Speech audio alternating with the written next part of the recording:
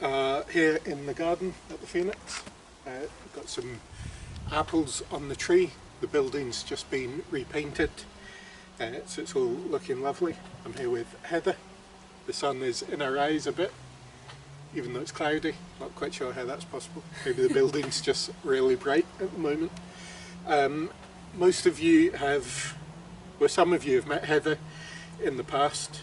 Heather and Ben, your husband, did a course called Invest, which was about church planting and church leadership. Yeah. A long time ago. Right? How long? 10 years. 10 years ago. Yeah. So Heather and Ben did a placement with The Rock. So you know a few faces back then. And you are now our volunteer coordinator. I am. So Heather's first day was 2 days after we shut the Phoenix. So fun times. Fun times. Yeah. Very odd time to begin a new job, but Heather's part of Whiteinch Church in Glasgow, and Ben is just finishing up his training as Church Scotland minister. That's so right. Come October, he can get a job. Start to do his stuff, which is very exciting. But we are here to, we've both got Bibles, we're here to talk about 3 verses. So one verse that the previous generation have given us, passed on to us, one that feels relevant to this current season, and one that we would pass on to the next generation.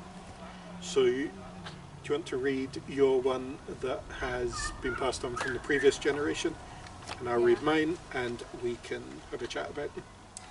So mine is from Numbers 6 and it's verses 24 to 26, and this was sung over me at my christening when I was a baby, and it's the priestly blessing. So it says, "The Lord bless you and keep you. The Lord make his face shine upon you and be gracious to you. The Lord turn his face towards you and give you peace." Amazing. So mine is from 1 Peter chapter 4, verses 8 and 9, which says, above all, love each other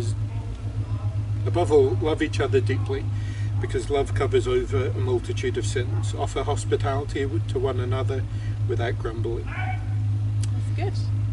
Yeah. So why, you've kind of alluded a tiny bit as to why that verse, but what made you choose that?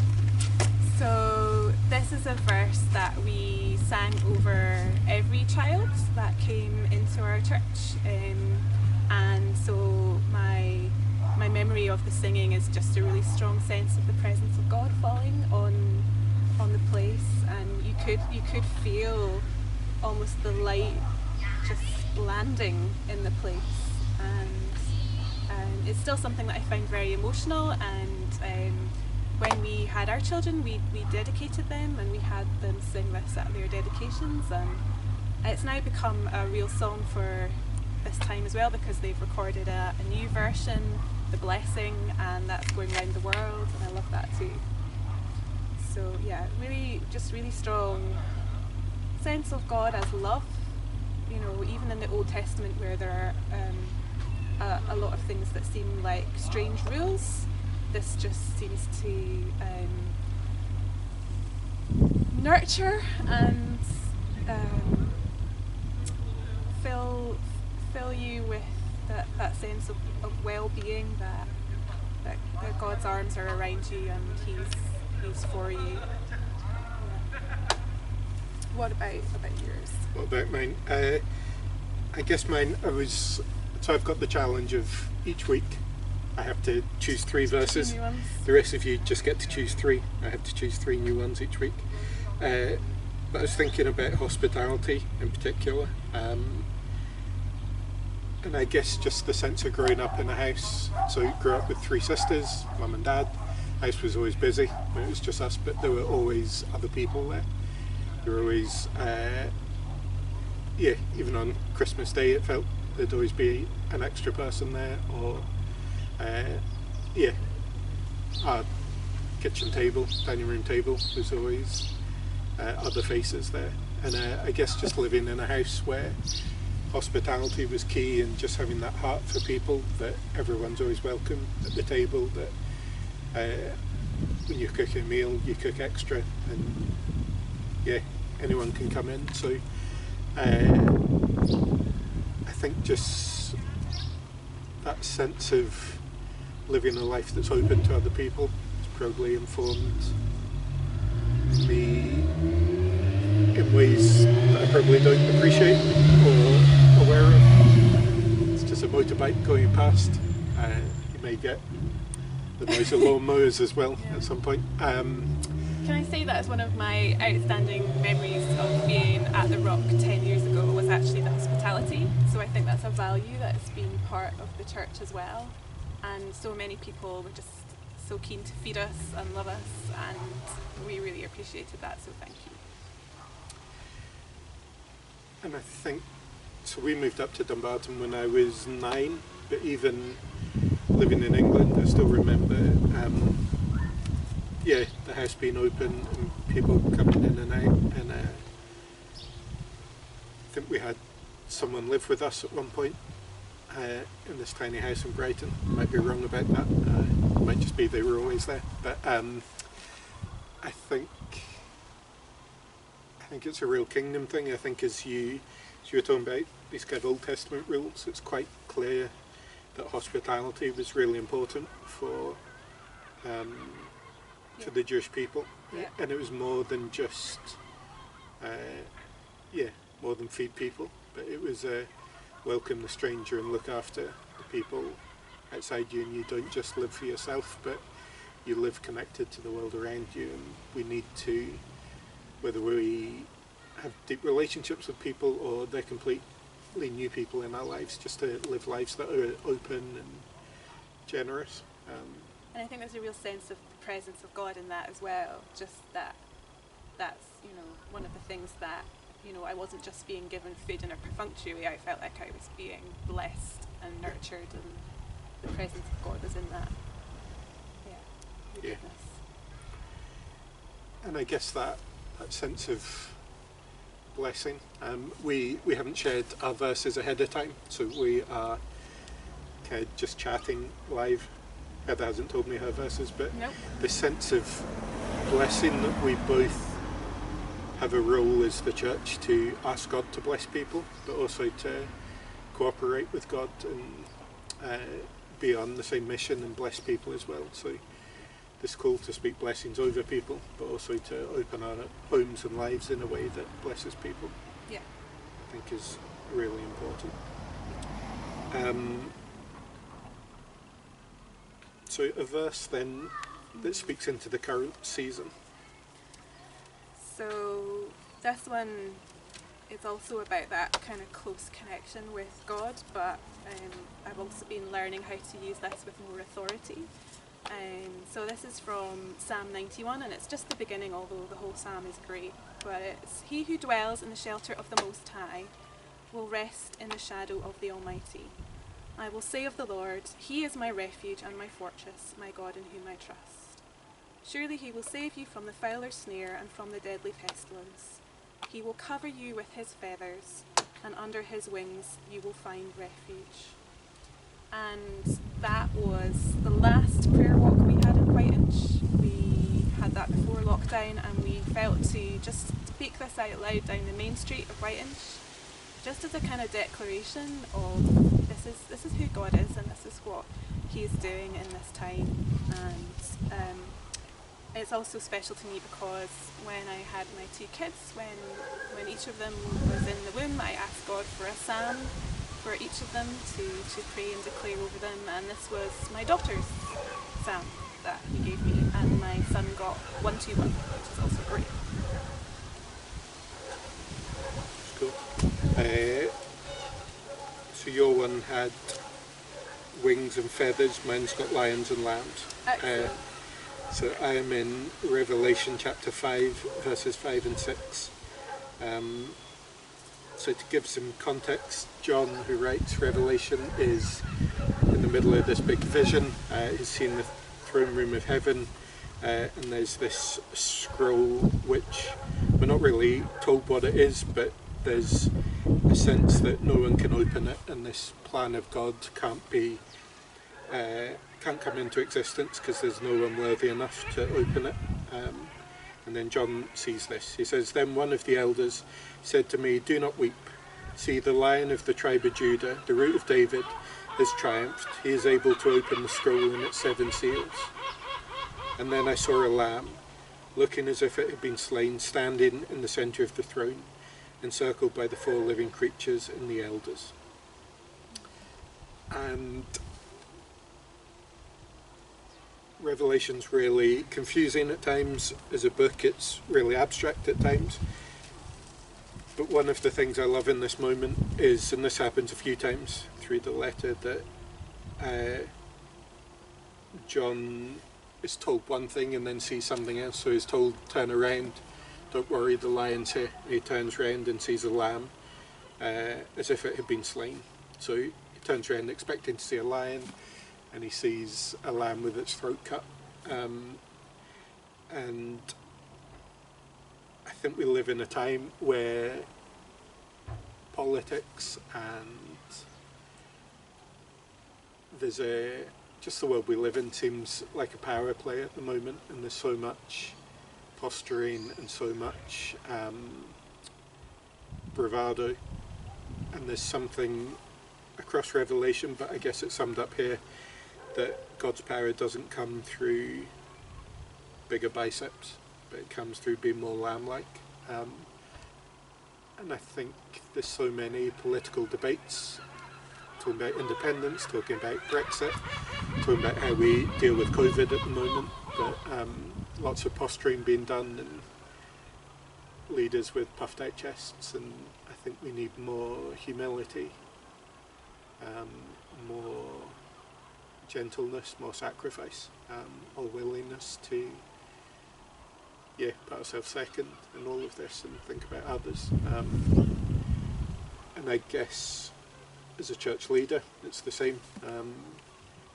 Like, how do we embody Jesus' way of doing things, where we're not self-serving, but we give up what we have a claim to, and sit in the garden of an empty community centre, but dream about how we might be a blessing to the world around us.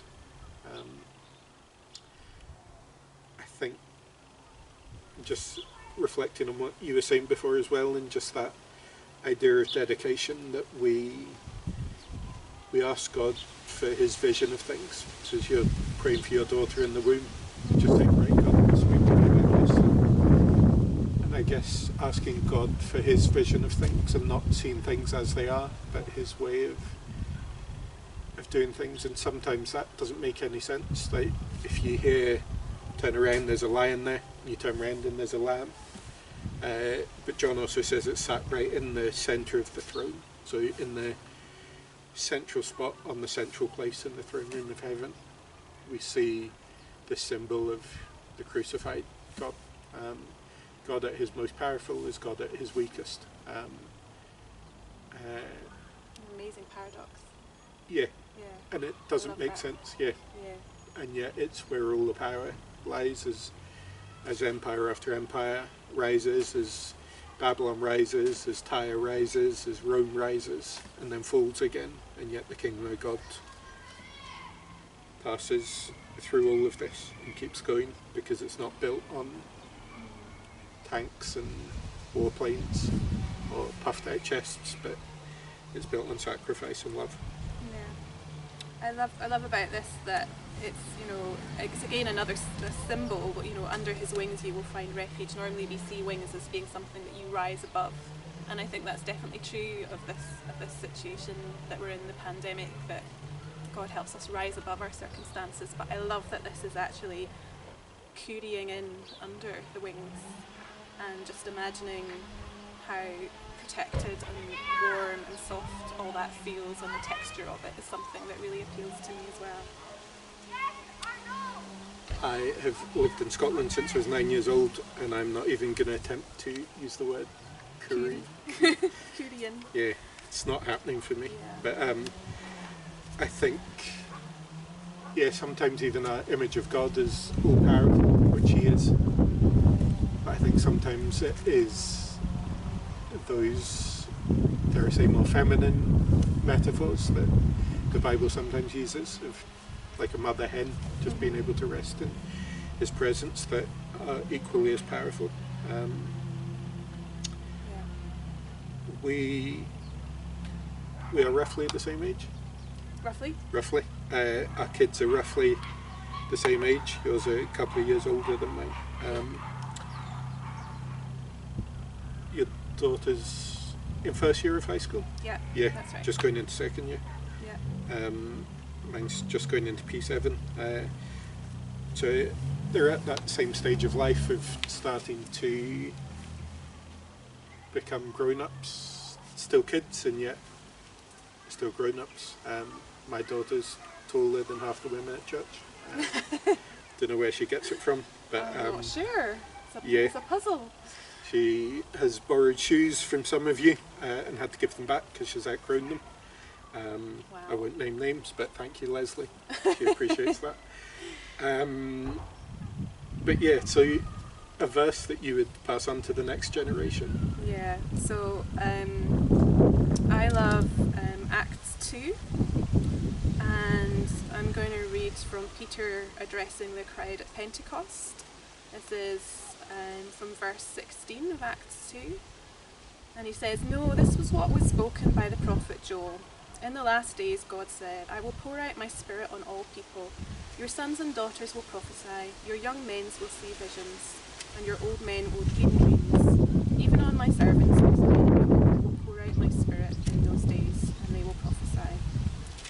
So for me, one of the things that I've tried to do with my kids is enable them to hear the voice of God speaking to them.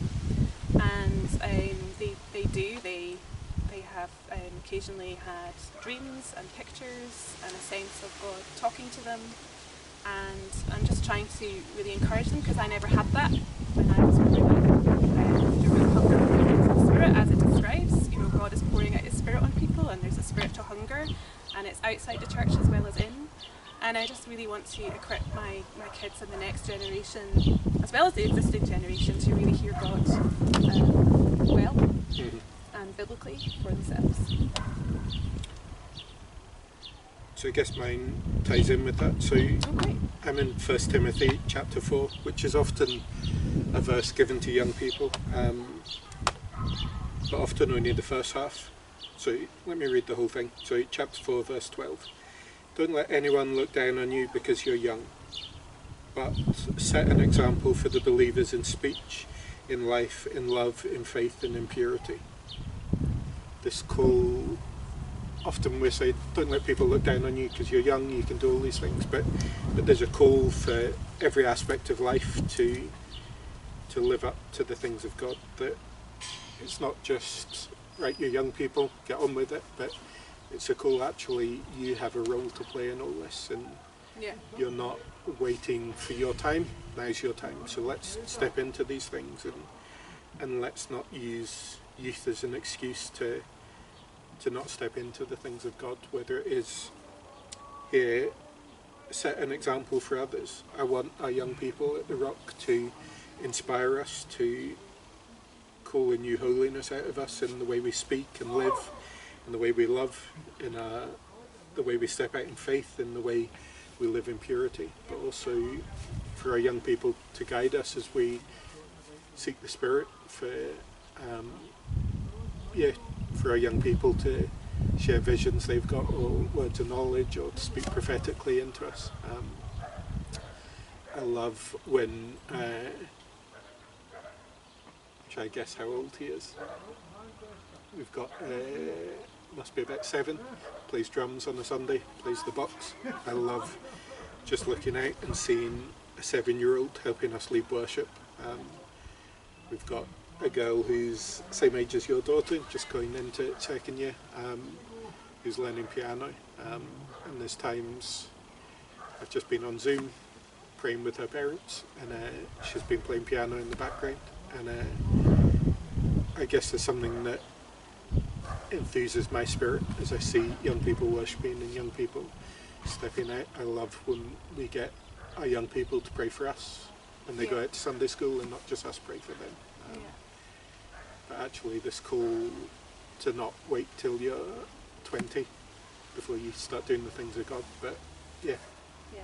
stepping into this stuff excites me. I want more of it. Yeah, it's really cool.